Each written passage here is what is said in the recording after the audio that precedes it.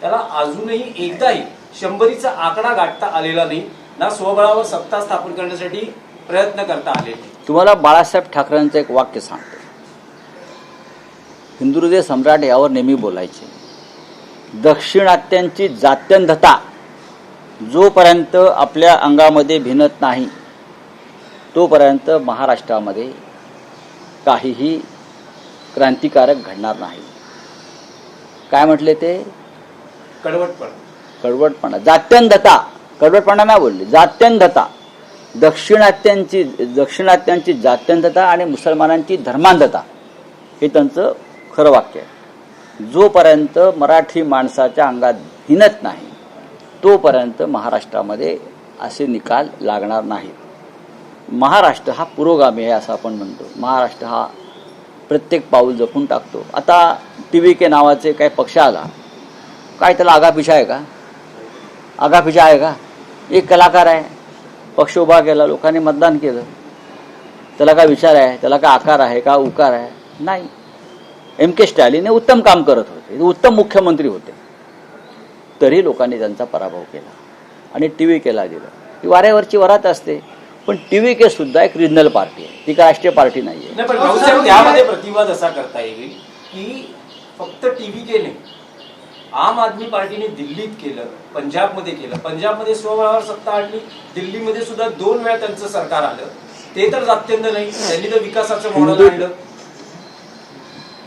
आपण इतिहास समजून घेतला पाहिजे. मिस्टर दिनेश दुखंडे, जेव्हा जेव्हा आम्ही स्वबळावर हिंदुत्वाच्या मुद्द्यावर लढण्याचा प्रयत्न केला, 1992च्या बाबरी पतनानंतर शिवसेनेची लाट संपूर्ण देशामध्ये होती.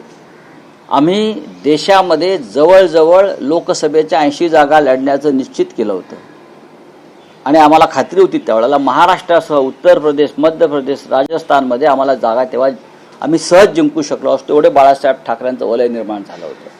पण अटल बिहारी वाजपेयी यांचा फोन आला बाळासाहेबांना.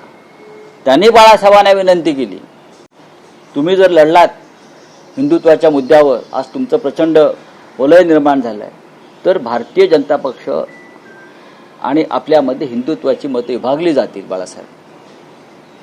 तेव्हा बाळासाहेबांनी मोठ्या मनानं असं सांगितलं आम्हाला सगळ्यांना की आपण अटलजींचं मान्य केलं पाहिजे की आपल्याला भारतीय जनता पक्षाला हिंदुत्वाच्या मुद्द्यावर त्रास होईल अशी भूमिका आपण घेता कामा नये.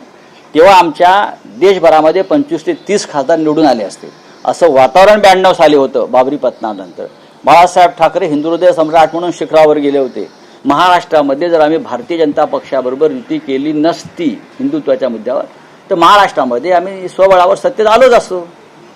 पण भारतीय जनता पक्षाला बाळासाहेब हिंदुत्वाच्या मुद्द्यावरती आपण एकत्र येऊया. जे उद्धव ठाकरे यांचं म्हणणं आहे, तुम्हाला आठवत असेल 25 वर्ष आमची युतीमध्ये कुजरी आणि सडली, ते सत्य आहे. आम्ही जर स्वतंत्रपणे तेव्हा गेलो असतो तर आज महाराष्ट्रात दुसरं हिंदुत्व दिसलं नसतं, नकली.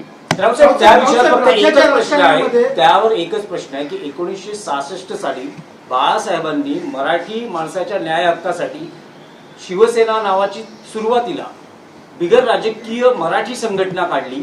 तशी महाराष्ट्राला आज एका अराजकीय मराठी संघटनेची गरज आहे असं तुम्हाला वाटतं का? त्याचं उत्तर देण्याचं सध्या ही जागा नाहीये. पण मराठी माणसाच्या प्रश्नावरची आंदोलनं आणि भूमिका अधिक तीव्र व्हायला पाहिजे.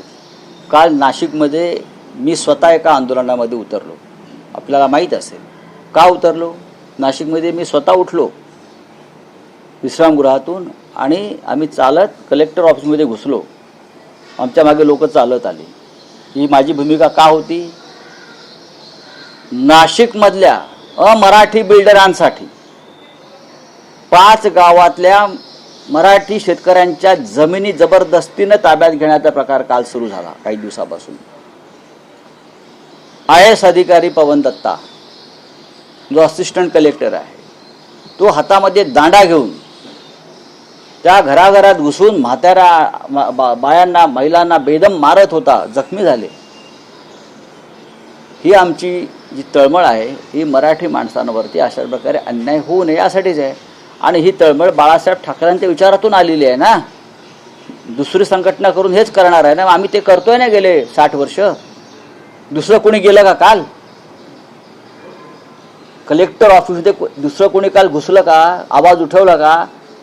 शिवसेना म्हणून मी गेलो. माझ्या मागे असंख्य शिवसैनिक पदाधिकारी होते, जनता होती. हेच आहे ना काम प्रादेशिक पक्षाचं. दुसरं काय आहे? आमच्या नाशिकमध्ये आमच्या शेतकऱ्यांवर बिल्डरांच्या फायद्यासाठी, बिल्डर कोण? अग्रवाल, ठक्कर, अमुक तमुक, ज्यांनी 500 कोटीचा म्हाडातला घोटाळा करून सरकारला लुटलाय, अशा सर्व बिल्डरांसाठी तुम्ही आमच्या शेतकऱ्यांच्या जमिनी रिंग रोडच्या नावाखाली जबरदस्तीने घेता. एक तरी पक्ष, भाजपा असेल किंवा अन्य पक्ष, उभा राहिला का? मग आम्ही का उभे राहिलो? आमचा प्रादेशिक अस्मितेचा पक्ष म्हणून आम्ही उभे राहिलो. हे समजून घेतलं पाहिजे तुम्ही. बोला. महाराष्ट्र हो, आहे ना. हा प्रश्न तुम्ही देवेंद्रजींना विचारा, ते म्हणतील असं काहीच